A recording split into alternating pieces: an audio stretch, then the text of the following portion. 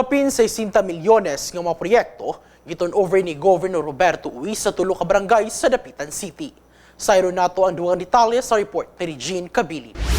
Opisyal nga gitugyan na sa kagamhanang probinsyal ang balor 62,509,187.87 pesos nga mga proyektong infrastruktura ngadto sa tulo ka mga barangay sa Dakbayan sa Dapitan atul sa ikatulong hugna sa pag-turnover sa mga proyekto sa probinsya ubos sa administrasyon ni Governor Roberto Uy kaniadtong Pebrero 24 ning tuiga.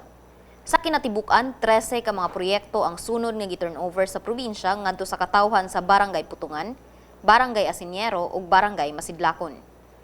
7 ka mga proyekto ang gi-turnover ni Governor Uy ngadto sa Barangay Putungan nga gilangkuban sa construction of 1-unit multipurpose covered court sa Putungan National High School, concreting of 1,000 meters Putungan to Bagakay Barangay Road, concreting of 210 meters Barangay Road gikan sa Purok 3 hangtod sa National Highway, installation and fabrication of window and door grills at Grade 3 Section 4 classroom sa Putungan Elementary School ug construction of water supply system.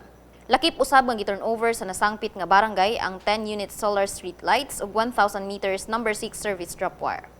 Kahibaluan nga dunay lain pang mga personal nga proyekto ang gobernador sa probinsya, diin kini naglangkob sa household electrification sa Barangay Putungan nga anaay 11 ka mga benepisyaryo, house repair materials nga gitugyan ngadto sa 4 ka benepisyaryo ug rehabilitation of Immaculate Conception Chapel nga nahimutang sa pareho nga barangay.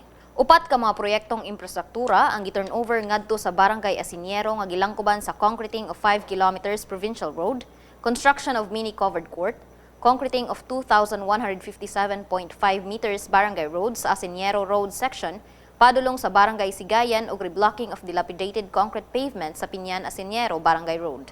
Nagpasalamat ako o kahoyan mo sa proyekto nga bihatag ni Gobyerno. Inatong ta, inyo siyang tabangan, kita na aron na ito pang kampo. Pagdaghan pang kayuhan alang sa itong barangay. Ay, wala ko inakita yung anang nagyon sa kalambuan itong tanan nga taga-barangay Putungan. Daghang salamat. Samtang duha ka mga proyekto ang gitugyan ngadto sa katawhan sa Barangay Masidlakon nga mao ang concreting of 1,000 meters barangay road sa Sitio Socon section ug construction of water supply system. Imo kaming itagaan ining mga maong nga proyekto nga among gikinahanglan dinhi sa among barangay. O maghangyo ako nga daghan pang mga proyekto nga moabot dinhi sa among barangay. Salamat kayo.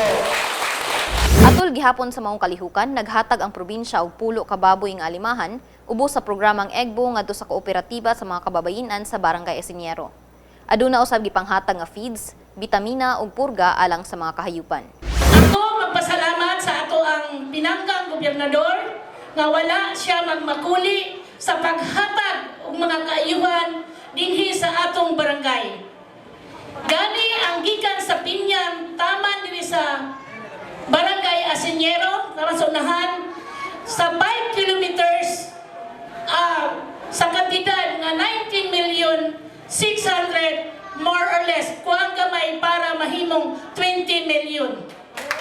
Dako kayo kana og ikatabang kanato tungod kay sa unang panahon atong gipangandoy nga kanang atong kasada taga-tuhod taga-hawak puros kanapukan o karon maayo na natong tanan pag-agi sa atong makatawhan. Karon pa ko nakakita gobernador nga nihatag sa atong barangay nga wala 5 years anak pa naka-turnover.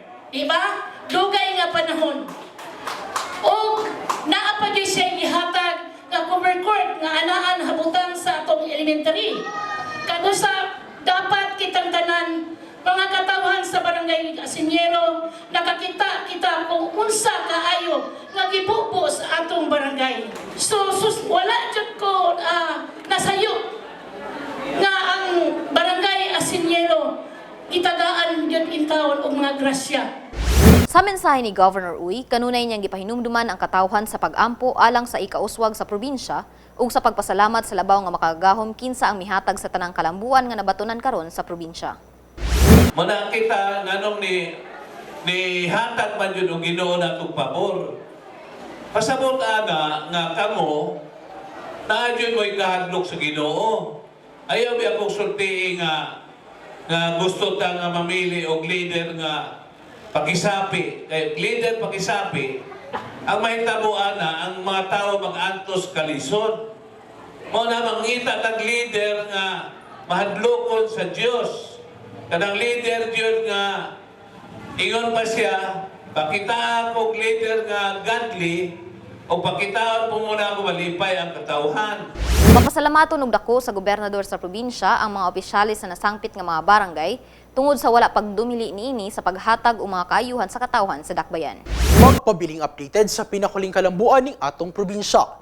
I-like ug i-follow lamang among Facebook page o mag-subscribe sa among YouTube channel. Kini si Steven Cabalida Bibiloni alang sa Zamboanga del Norte Provincial News Network. Ang dapig sa kamatuuran, duyog sa kalambuan.